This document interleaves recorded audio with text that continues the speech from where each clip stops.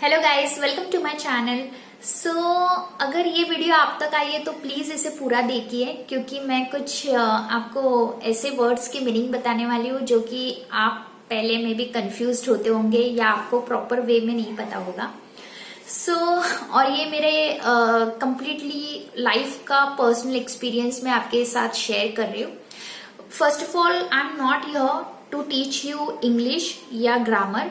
मैंने ये क्यों सोचा, क्योंकि मैंने ना बहुत टाइम से देखा है कि लोगों को इंग्लिश आती है, ठीक है, और लोगों को फैंसी वर्ड्स भी यूज करने हैं उनके स्टेटमेंट्स में, बट वो कभी कभी इतने कंफ्यूज हो जाते हैं कि उनको पता ही नहीं होता है कि कौन सा सिचुएशन पे कौन सा वर्ड लगाना है स्टेटमेंट में। और आप ऐसा स्टेटमेंट आपको बोलना है जो कि होता ही नहीं, मीनिंग उसका कुछ और ही हो जाता है।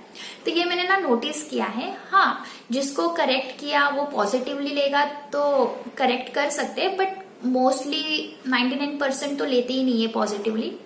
तो इसलिए मैंने सोचा कि मैं वीडियो बना के आपको बता देती हूँ। और तो मेरा मोटिव यही है कि खाली ये दो वर्ड्स के आपको बता देती हूँ। तो ये दो जो वर्ड्स है ना, आपने मे बी इंस्टाग्राम के न्यूज फीड्स पे या फेसबुक के न्यूज फीड्स पे ये एवरीडे आप कॉमनली ये दोनों वर्ड्स को देखते हो। और मोस्टली मतलब like most of the people are using also in their statements, जैसे कि मैं पर्सनली बहुत यूज करती हूँ, जैसे कि I belong to audit industry, तो ये मुझे पता है, ठीक है। तो वही बस। तो फर्स्ट वर्ड है एलिगेशन और सेकेंड वर्ड इज एक्यूजेशन। तो लोग ना इसे इंटरचेंजेबली बहुत यूज करते हैं और इसका स्टेटमेंट बहुत अलग ही इंटरप्रेट होता है।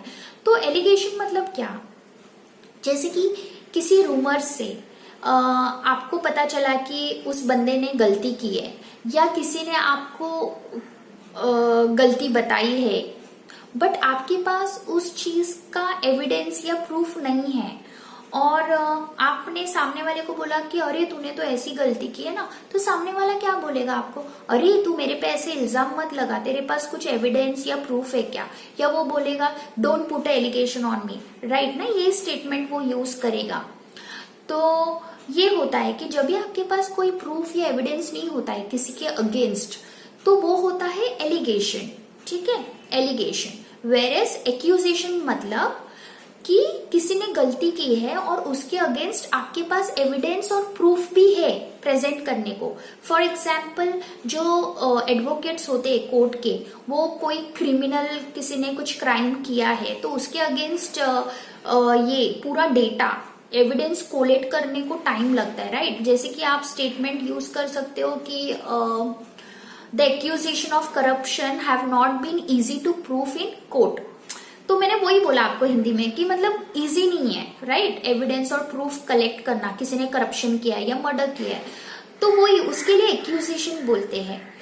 तो ना तो यही इसका मीनिंग है, एलिगेशन एंड एक्यूजेशन। एलिगेशन का कोई एविडेंस या प्रूफ नहीं होता है, बट आप सिर्फ इल्जाम लगा रहे हो।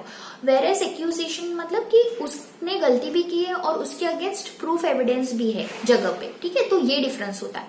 तो मैं आपको रिक्वेस्ट करूंगी कि आप जब इंग्लिश बात करते हो ना, सो डोंट गेट कंफ्यूज्ड, और कुछ भी ना वर्ड्स मतलब कुछ भी मतलब लाइक खाली आपको इंग्लिश बोलना है वैसे मत करो और फैंसी वर्ड्स यूज करने हैं, बट आप सोचो, कंफर्म्ड रहो, रिसर्च करो कि हाँ ये जो वर्ड्स मैं यूज कर रहा हूँ डेली बेसिस पे अप्रोप्रिएट है कि नहीं है वो सिचुएशनल के लिए।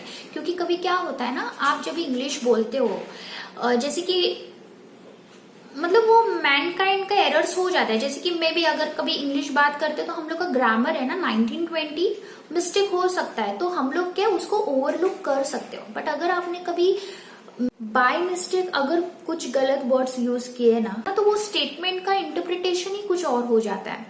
तो यही मेरा मोटिव था ये बिहाइंड दिस वीडियो। सो अगर आपने पूरी वीडियो देखी होगी तो thank you for watching, thank you.